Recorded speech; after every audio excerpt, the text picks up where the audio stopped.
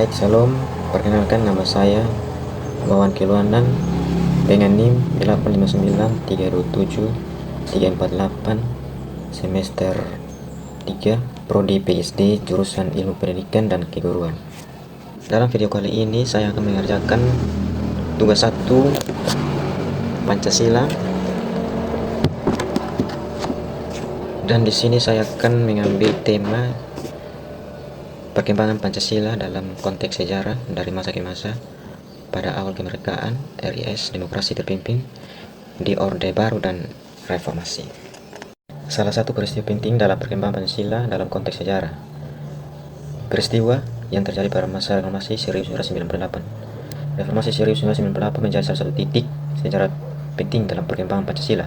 Setelah jatuhan Orde Baru, bangsa Indonesia melakukan perubahan besar dalam segala aspek politik, ekonomi, sosial, dan pemerintahan. Pada masa Orde Baru, Pancasila sering ditafsirkan secara tunggal dan digunakan sebagai alat legitimasi kekuasaan. Nah, reformasi memberikan kesempatan kembali untuk mengembalikan Pancasila sebagai dasar negara yang seharusnya bukan alat kekuasaan, tetapi landasan moral, etika, kehidupan berbangsa yang demokratis. Pada masa reformasi terjadi penguatan demokrasi, kebebasan berpendapat, penegakan hukum, hak asasi manusia, dan pemberantasan KKN. Ini merupakan upaya meluruskan kembali pelaksanaan Pancasila sesuai dengan cita-cita menjadi bangsa. Yang kedua, nilai-nilai Pancasila yang tercermin dari peristiwa reformasi 1998. Tentu kita sudah tahu bahwa Pancasila sebagai dasar negara ada lima sila yang tercantum dalam Pancasila.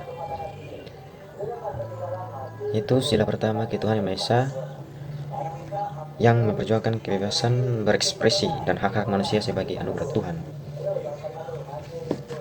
Sila kedua, kemanusiaan yang adil dan beradab, penolakan terhadap kekerasan, penuntutan HAM, dan perlawanan terhadap ketidakadilan.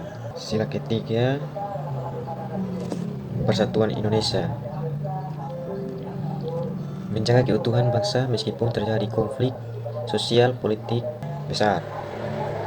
Sila keempat, kerakyatan yang dipimpin oleh hikmat kebijaksanaan dalam permusyawaratan perwakilan, munculnya demokrasi yang lebih terbuka dan pemilu langsung.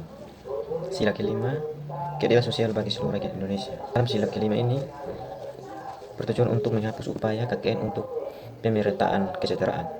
Yang ketiga, pelajaran yang dapat saya ambil dan termotivasi bagi generasi muda saat ini. Pelajaran penting dari reformasi adalah bahwa Pancasila bukan hanya slogan, tapi harus hidup dalam praktik sosial, moral, dan kebijakan. Pancasila bukan alat kekuasaan, tetapi alat koreksi terhadap ketidakadilan dan penyimpangan. Bagi generasi muda saat ini, berani kritis terhadap ketidakadilan, tetapi tetap menjunjung persatuan. Menggunakan kebebasan bukan untuk provokasi atau hoax, tetapi membangun ruang demokrasi yang sehat. Memperjuangkan anti korupsi, kejujuran, dan integritas dalam kehidupan sehari-hari.